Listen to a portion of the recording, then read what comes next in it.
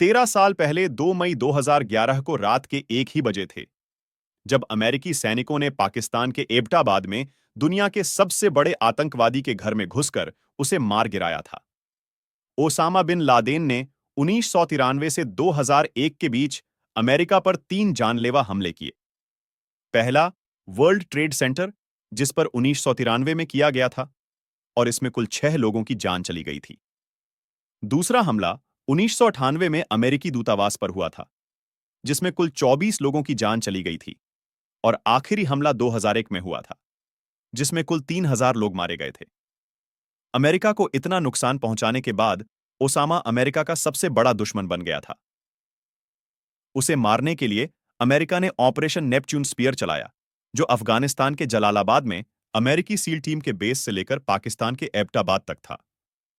रात के 10 बजे जलालाबाद स्थित अमेरिकी बेस से 4 हेलीकॉप्टर उड़ान भरने के लिए तैयार थे, जिनमें से 2 हेलीकॉप्टर चिनूक थे और ये 2 ब्लैक हॉक विमान थे।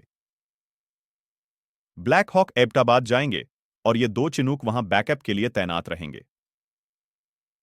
ये ब्लैक हॉक देर रात उड़ान भरते हैं और इन हेलीकॉप्टरों को इस तरह से डिजाइन किया गया है कि न तो ये रडार में आते हैं और न ही इनकी आवाज का पता चलता है।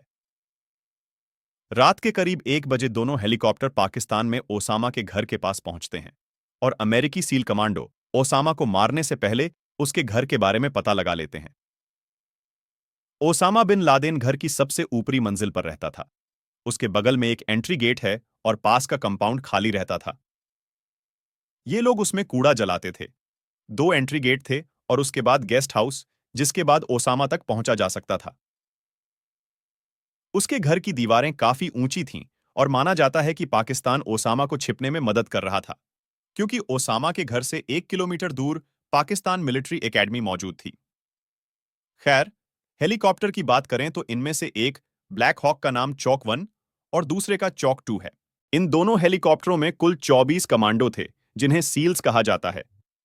ओसामा के घर के सामने कुछ सील्स उतारने के बाद चॉक 1 कुछ सील्स को घर की छत पर उतारता है। अब चॉक 1 का काम खत्म हो गया और चॉक 2 ओसामा के घर की बिल्डिंग के सामने लॉन में सील्स को उतारने की कोशिश करता है। लेकिन हेलीकॉप्टर दुनिया के सबसे बेहतरीन पायलट के हाथ में होने के बावजूद अपना संतुलन खो देता है और बगल के कंपाउंड में गिर जाता है, जिससे उसकी पूंछ भी टूट जाती है। लेकिन सभी सील्स सुरक्षित उतर जाते हैं और आज तक यह पता नहीं चल पाया कि इतना सब होने के बावजूद ओसामा और बाकी सभी को इसकी भनक तक नहीं लगी। अब सील्स इस गेट पर धमाका करते हैं और सामने एक और गेट ढूंढते हैं।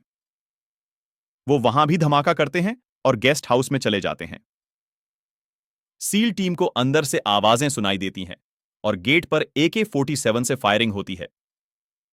सील टीम के जवाबी हमले में अब्बू अहमद मारा जाता है, जो कि ओसामा बिन लादेन का राइट हैंड था। अब्बू अहमद गेस्ट हाउस में अपने परिवार के साथ रहता था, जिसके बाद उसकी पत्नी गेट खोलकर बाहर आती है ताकि सील टीम फायरिंग बंद कर दे, जिसके बाद सील टीम उसे गिरफ्तार कर लेती है।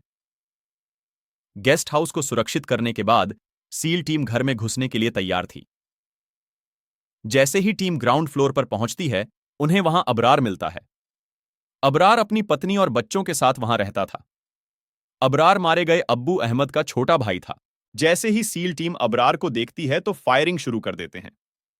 उसे बचाने के लिए उसकी पत्नी उसके सामने कूद जाती है, जिससे वो मारी जाती है। फिर अबरार भी मारा जाता है।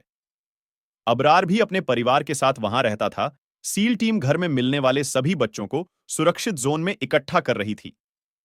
अब आगे बढ़ते हुए सील टीम पहली मंजिल पर जाने लगती है, जहां ओसामा का असली बेटा खालिद रहता था। जब सील टीम ओसामा के घर में दाखिल हुई तो उन्होंने लाइट काट दी ताकि घर में मौजूद लोगों को नेविगेट करना मुश्किल हो जाए।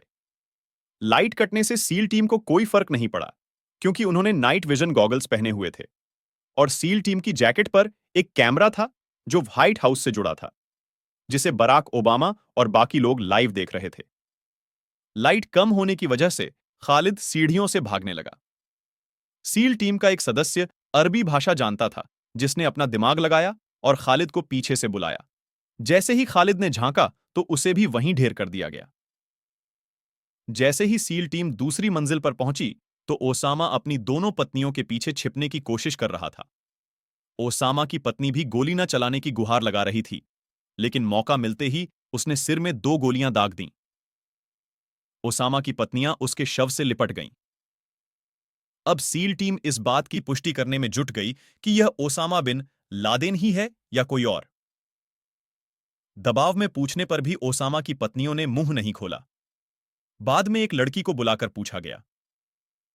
लड़की ने बताया कि हां, यह ओसामा ही है, जिसके बाद सील टीम के अधिकारी को रिपोर्ट दी गई।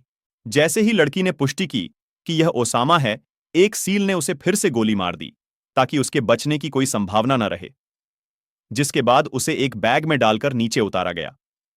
शुरुआत में बताया गया कि एक हेलीकॉप्टर दुर्घटनाग्रस्त हो जाता है, जिसकी सूचना पहले ही दे दी गई थी, और कुछ देर बाद एक चिनूक हेलीकॉप्टर वहां पहुंचता है, जिसके बाद सील की टीम ओसामा के शव को लेकर जाने लगती है। जाने से पहले वे उस दुर्घटनाग्रस्त हेलीकॉप्टर को उड़ा देते हैं ताकि किसी को इतनी उन्नत तकनीक के बारे में पता न चल सके, लेकिन उसकी पूंछ अभी भी बरकरार थी, जिसकी असली तस्वीरें अगले दिन पाकिस्तान के समाचार चैनलों पर दिखाई गईं।